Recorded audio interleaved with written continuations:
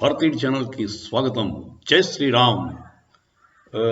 22వ తారీఖు వచ్చిందండి. వాళ్ళందరికీ మనకి హిందువులందరికీ పెద్ద పండగ. చాలా ఈగర్గా వెయిట్ చేస్తున్నాం. ఇవాళ 12 గంటలు తర్వాత స్టార్ట్ అవుతుంది మధ్యాహ్నం. తర్వాత సాయంత్రం కూడా అందరూ దీపాలు పెట్టుకోవడం చేసుకుంటాం. ఇదిలా ఉండగా కాంగ్రెస్ పార్టీ రూలింగ్లో ఉన్న కర్ణాటక వాడేమో ఇవాళ సెలవు ఇవ్వడానికి నిరాకరించాడు. బాగానే ఉంది. ఎందుకంటే సెక్యులర్ పార్టీ అంటే వాళ్ళది, దానికోసం సెక్యులర్ పార్టీ ఇలాగ రిలీజియస్ ఫంక్షన్స్కి ఇవ్వకూడదు అని ఎక్స్ప్లెనేషన్ ఇచ్చాడు, సమర్థించుకున్నాడు. కానీ మరి నవంబర్ 10 టిప్పు సుల్తాన్ తాలూకు జయంతి నాడు ఇదే కాంగ్రెస్ గవర్నమెంట్ సెలవు ప్రకటించింది. మరి అది వాడు ఏమిటి టిప్పు సుల్తాన్ ఎవడన్నాడు?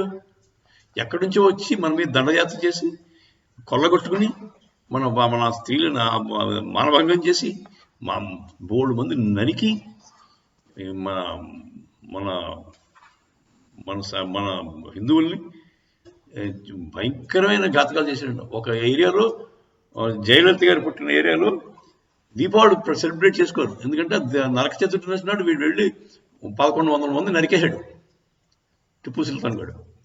అందువల్ల ఇప్పటికీ వాళ్ళు దీపావళి సెలబ్రేట్ చేసుకోరు. మర్చిపోయాడు బ్రాహ్మణుల్ని నరికాడు. బ్రహ్మహత్య అంటే మహాఘోరం అని మనం అంటాం. అలాంటిది ఏదో అలా చేశాడు. సరే, ఇలాంటి వాడికి సెలవు ఇచ్చారా? అది సెక్యులర్ గవర్నమెంట్ అంటే ముస్లిం సపోర్ట్ చేయడం, హిందువుల్ని అణగదొక్కడం. అదే నా సెక్యులర్ అంటే అడగాలండి. మీరు అందరూ అడగాల్సిన అవసరం ఎంతైనా ఉందండి. సరే, ఈడిలా చేశాడు. స్టాలిన్ ఆడొక దొంగలని వాడు ఏం చేశాడంటే మొత్తం తమిళనాడులో పూజలు చేసుకోకూడదట. ఆ రోజు 22వ తారీఖు రాముడు ఆలయంలో ప్రత్యేక పూజలు చేయకూడదు. మామూలు పూజలు చేసుకోండి అని గవర్నమెంట్ గుళ్ళకి, ప్రైవేట్ గుళ్ళకి కూడా ఏమైనా ప్రసాదాలు పండించి పెట్టినా, దీపాలు వెలిగించినా వాడు వార్నింగ్ ఇచ్చాడు. అలా ఉందండి మన ఇండియన్ గవర్నమెంట్. మన స్టేట్స్ వాళ్ళు ఇష్టారాజ్యం చేసుకుందాం అని అనుకుంటే ఎలా చెల్లుతుంది? మరి మోదీ గారు కొంచెం ఆలోచించాలి. సెంటర్కి కంట్రోల్ ఎక్కువ ఉండాలి.